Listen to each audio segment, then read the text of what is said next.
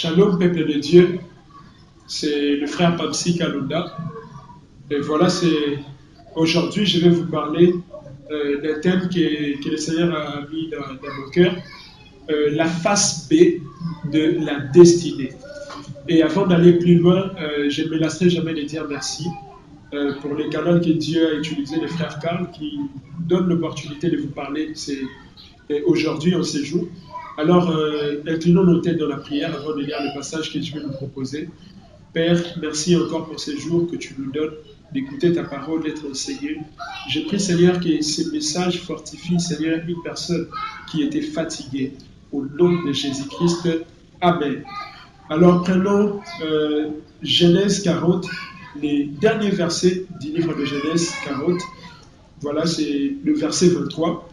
La Bible déclare: le chef des échansons ne pensa plus à Joseph. Et on prend le chapitre suivant, donc 41. On commence au premier verset, voilà, jusqu'au 9e. La Bible déclare: au bout de 2 ans, Pharaon eut un songe. Voici, il se tenait près du fleuve. Et voici 7 vaches, belles à voir et grasses de chair, montèrent hors du fleuve et se mirent à paître dans la prairie. 7 autres vaches laides à voir et maigres de chair montèrent derrière elles hors du fleuve et se tinrent à leur côté sur les bords du fleuve. Les vaches laides à voir et maigres de chair mangèrent les 7 vaches belles à voir et grasses de chair. Et Pharaon s'éveilla, il s'est rendormi et il eut un second songe. Voici 7 épis gras et beaux montèrent sur une même tige, et 7 épis maigres et brillés par les vents d'Orient poussèrent après eux. Les épis maigres engloutirent les 7 épis gras et pleins. Et Pharaon s'éveilla, voilà le songe. Le matin, Pharaon eut l'esprit agité, et il fit appeler tous les magiciens et tous les sages de l'Égypte. Il leur raconta ses songes, mais personne ne put les expliquer à Pharaon. Alors, Sagem, le chef des échansons, prit la parole et dit à Pharaon: je veux rappeler aujourd'hui le souvenir de ma faute. Pharaon s'était irrité contre ses serviteurs et il m'avait fait mettre en prison. Dans la maison du chef des gardes, moi et le chef des palettiers, nous eûmes l'un et l'autre un songe dans une même nuit. Et chacun de nous reçut une explication au rapport avec le songe qu'il avait eu. Il y avait là, avec nous, un jeune hébreu, esclave du chef des gardes.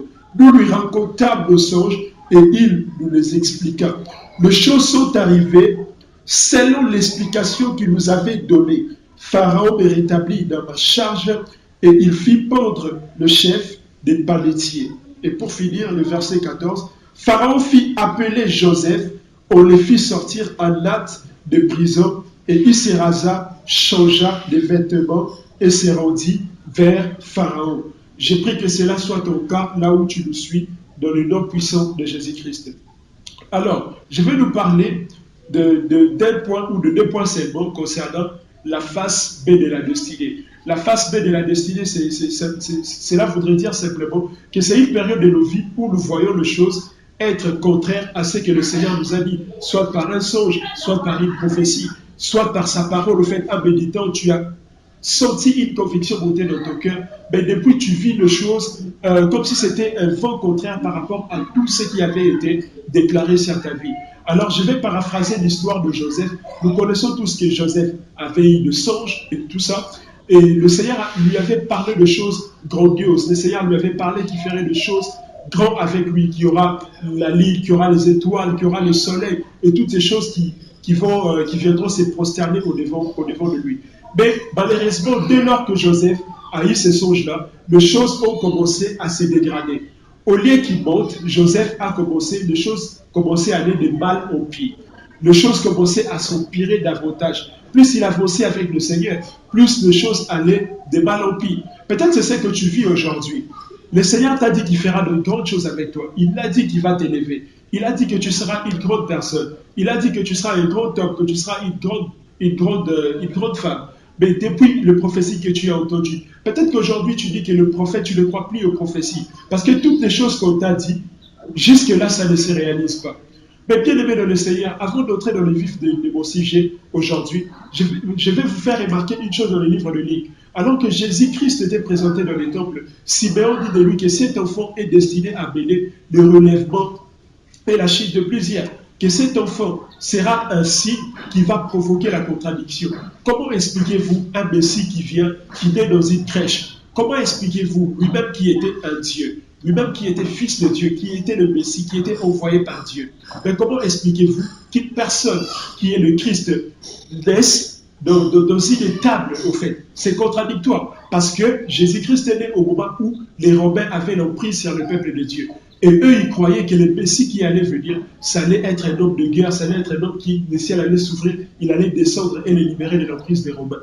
Mais ce n'était pas le cas. Même lui qui était fils de Dieu, il a connu un certain parcours. Et c'est le parcours que le Seigneur te fait passer. C'est l'enseignement que le Seigneur te donne. Mais d'emblée, j'aimerais encourager une personne pour te dire ce matin que tous, on peut avoir passé par le même chemin, mais tous, on n'a pas la même finalité. Tous, on est peut-être dans une même situation, mais tous, on n'a pas la même finalité. Vous remarquez avec moi que tous étaient des prisonniers. Joseph était en prison. Le chef des panetiers était en prison. Le chef des échansons était en prison. Mais tous n'avaient pas la même finalité. Parce que la Bible déclare que le jour où on a libéré le chef des panetiers, on l'a pendu, il était mort. Le jour où on a libéré le chef des échansons, il a été rétabli dans ses fonctions.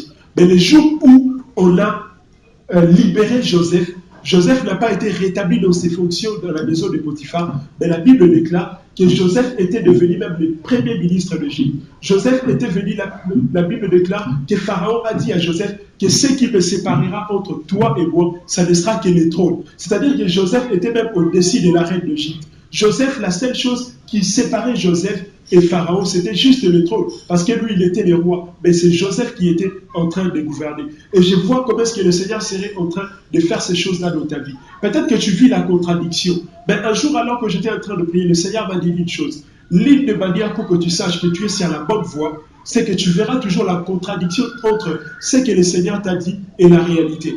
Mais ce qui est sûr, bien aimé dans le Seigneur, c'est que la réalité est éphémère. La réalité n'est pas toujours la vérité. Ce que tu vis aujourd'hui, ce n'est pas ta finalité. Ce que tu vis aujourd'hui, c'est vrai que c'est une réalité. Mais la Bible déclare que nous, étant enfants de Dieu, nous ne devons pas marcher selon la vue, mais nous devons marcher selon la foi. Pourquoi? Parce que la vue, c'est la réalité. Dans la vue, c'est que tu vis, c'est que tu vois. C'est là où le diable vient en fait de te dire, regarde, le Seigneur a dit telle chose. Mais depuis que le Seigneur l'a dit, mais regarde ta vie, regarde ta situation. Mais gloire soit rendue à Jésus-Christ, parce que la Bible déclare que nous, enfants de Dieu, nous devons marcher selon la foi. C'est-à-dire, il y a la réalité. La réalité, c'est que tu es chômeur. La réalité, c'est que tu es en prison comme Joseph. Mais en toi, il y a la promesse de Dieu. Ce qui compte, ce n'est pas ce que tu es aujourd'hui. Ce qui compte, c'est ce qui est en toi. Aujourd'hui, peut-être que tu manques l'argent. Aujourd'hui, peut-être que tu es chômeur. Mais ce qui compte, c'est ce que le Seigneur a dit sur ta vie. Je vais vous dire une chose qui va peut-être te choquer, mais c'est la vérité. Je sais une chose, c'est que Dieu a une faiblesse. Oui, oui, oui. Peut-être que tu ne le savais pas. Dieu a une faiblesse. La faiblesse de Dieu, c'est sa parole. Pourquoi? Parce que la Bible dit que Dieu est derrière sa parole pour l'accomplir. C'est-à-dire que la seule chose qui oblige à Dieu d'agir, c'est sa parole. Aussi longtemps que Dieu aille à libérer une parole prophétique dans ta vie, aille à te donner des promesses dans sa parole, crois seulement et tu verras la gloire de Dieu. Peu importe c'est à quoi tu es en train de passer. La Bible déclare que 2 ans après, Joseph a fait du bien au chef des échansons. Mais la Bible déclare que le chef des échansons l'avait oublié. Mais 2 ans après, alors que Joseph était encore en prison, le Seigneur a créé une situation. La Bible déclare que Dieu est le maître des temps et des circonstances. Alors que l'homme l'avait oublié, le Seigneur a créé une circonstance qui a fait que non, la solution c'était Joseph. Il a créé des situations et des circonstances qui a fait que la réponse à ces problèmes-là, c'était la grâce de Joseph. Et je déclare sur ta vie qu'alors que les gens t'ont oublié par rapport au bien que tu as eu à les faire, le Seigneur serait en train de créer des situations et des circonstances qui auront comme réponse que toi. Le Seigneur serait en train de créer des situations et des circonstances qui auront comme réponse tes compétences, tes grâces. Que le Seigneur te bénisse abondamment. Prends courage, ne te fatigue pas. Continue encore sur le chemin de ta destinée. Crois encore aux choses que le Seigneur a dites qu'il fera avec toi. Et tu verras que le Seigneur serait en train de faire de grandes choses avec toi. Que le Seigneur vous bénisse abondamment, vous qui m'avez suivi. Soyez dans la paix, prenez courage et que le Seigneur vous bénisse abondamment. Au revoir. Everything you do, Jehovah.